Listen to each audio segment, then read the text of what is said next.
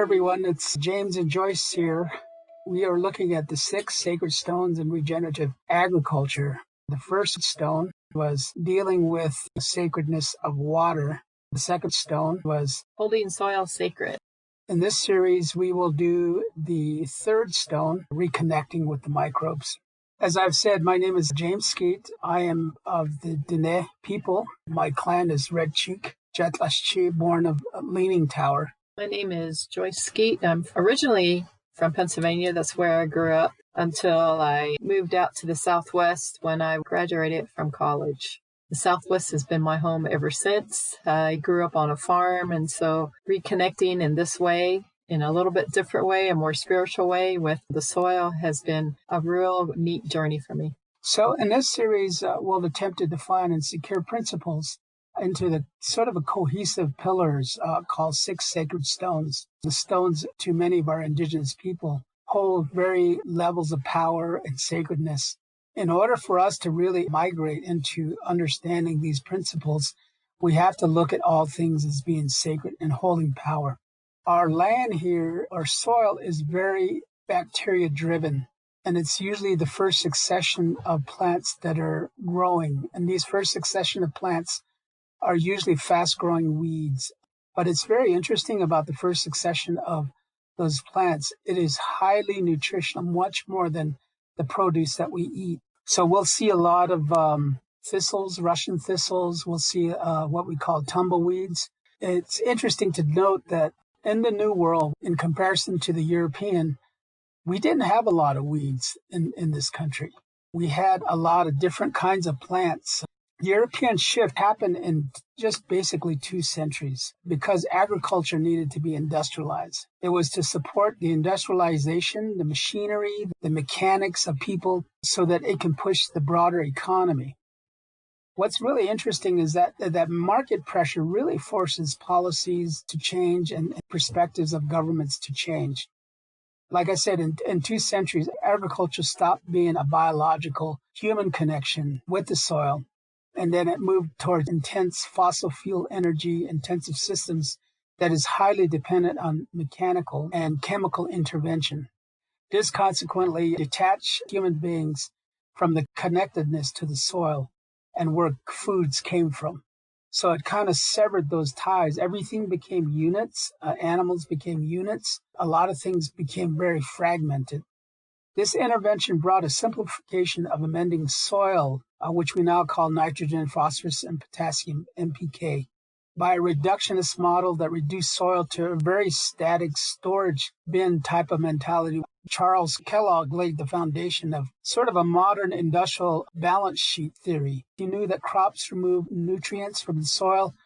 So as farmers, our job was to put the nutrient back using fertilizers. And so it's a dependency on human beings using those amendments to feed the plants rather than the natural existence of the microbes and the bugs in the soil to feed the plants. Because of the industrial shift that took place, human and animal power went out the window. It became an era of superior crops, pastures, animal genetics. It set the stage for production, growing crops for looks away from the nutrient density and taste. And that's something that we are now dealing with in terms of our garden and what we grow. Today, with the practice of intensive tillage, monocultures, amendments of fertilization, intense irrigation, chemical and pest, weed control, manipulation of plants and animal genomes, factory farming of animals, all point to maximum production for the masses. Some of it, they call it the green revolution. It's really to feed the globe. And they really base on maximum profit. So the question that we have to ask ourselves is, what are the long-term consequences to this kind of worldview? And will the earth have enough time to recover from such a destructive worldview? Here at Spirit Farm, we want to be a demonstration farm that uses only natural practices, including the microbial composting, to heal the high desert soil, because in a way, the high desert soil is very thin and can easily be depleted. To be a living example of how we can recover and reclaim traditional farming and spiritual practices to put back the ethical embodiment of not only science, but how can we use both indigenous cosmology, which I call indigenous science, and reductionist science so that they complement each other? How can we bring those two together so it becomes a powerhouse, not one or the other? The farm provides a visual model, and people need models. When they come to our farm, we walk them through, we look at the animals, we look at what we're feeding them, we look at the plants, we even have them taste the garden right off the vines. And so we do a lot of that stuff to not just talk in theory about it, but to provide application. We want a place where we can discuss these opportunities with growers, methods. We can increase quantity and quality of their produce, as well as how to use less water, which is a critical step when growing food in our climate. We want to reattach and reconnect with the soil. And in order to do that, we must first begin to honor the soil and the microbes in the ground. The mission of Covenant Pathways is to grow growers and to demonstrate the possibility. Our vision is really, how do we emulate, how do we pattern after Mother Nature, following ancient rhythms? There's a word that Joyce and I use a lot called indigenous regenerative intelligence. Our Diné culture, the indigenous perspective, looks at local resources. How do we transform our community so that they can become more self-sufficient? It's really reaching back to our history of our ancients and how we can make that our future. So these 6 pillars that we have to anchor our regenerative approach is really to decolonize, to deal with global warming and our dependency on dependency economy, meaning handouts. There's so much of that going on right now, which debilitates people, which continues to create a perspective of commoditized foods.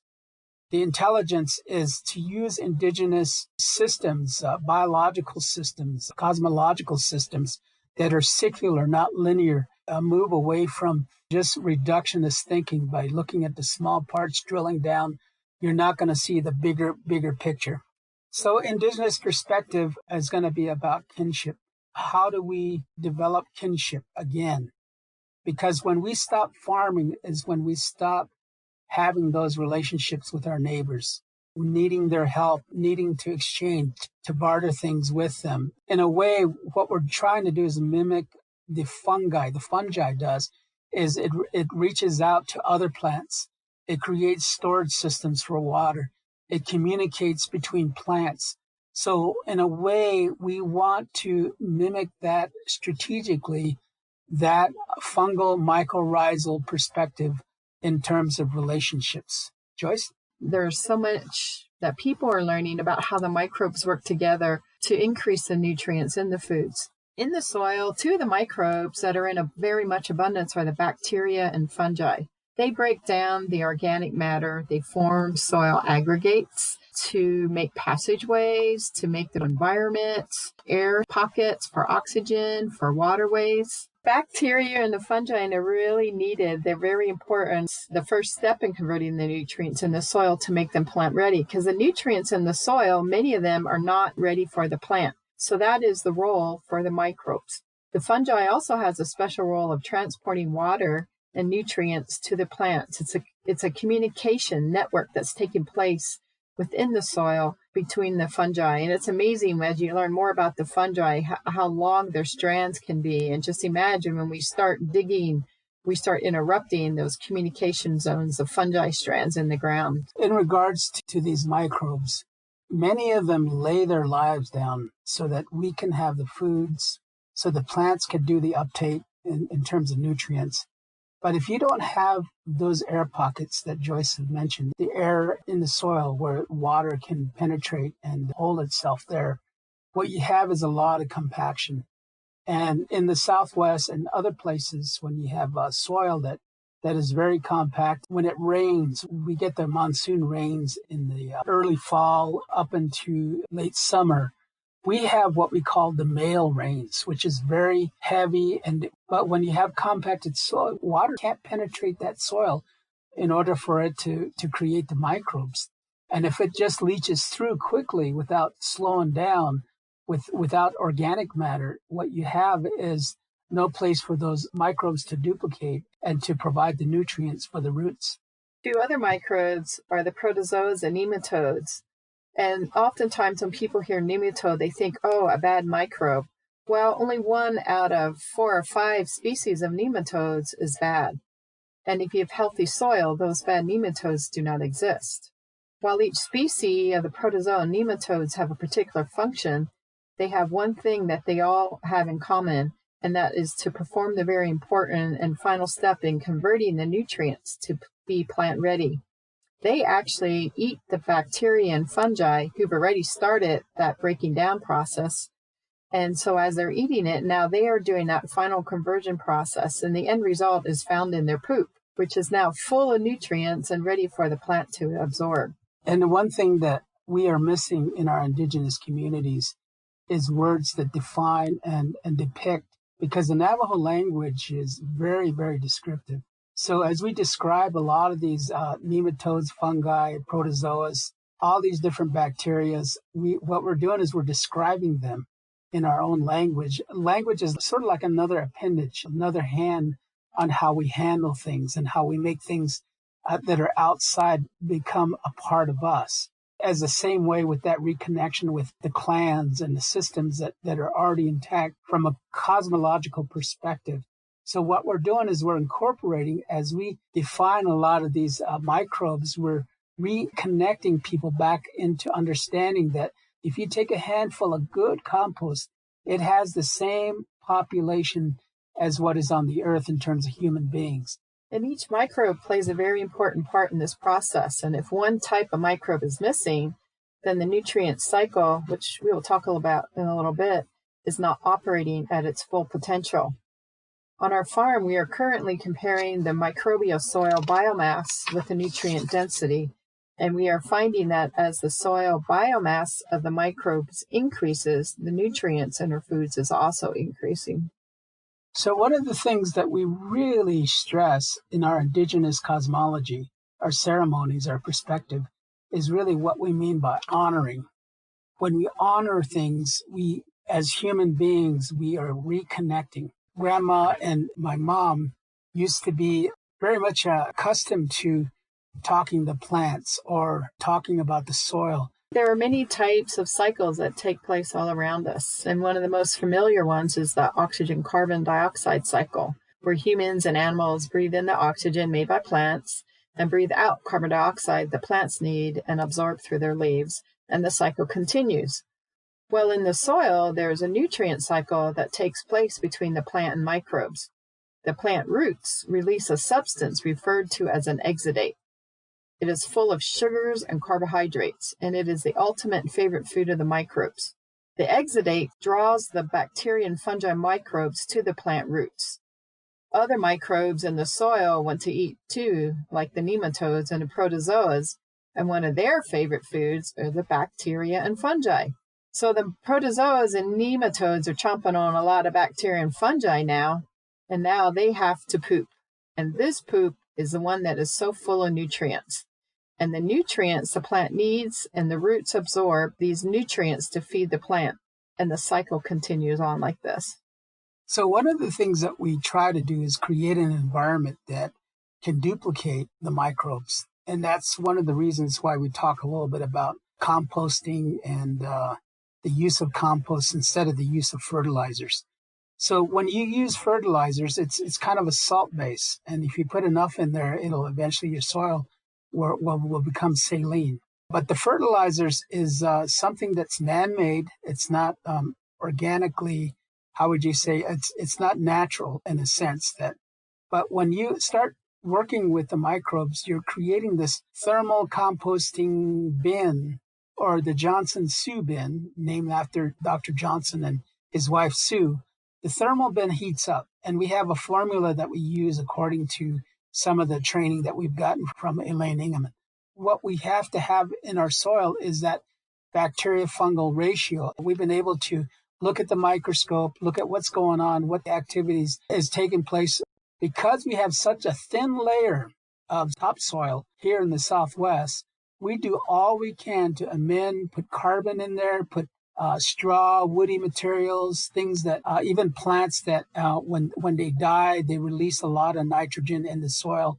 All those are really just kind of a formulation of amendments to listen to the soil, to honor the soil, to have that perspective of knowing that these living things are really important to our way of life, to us living. Let me finish with kinship.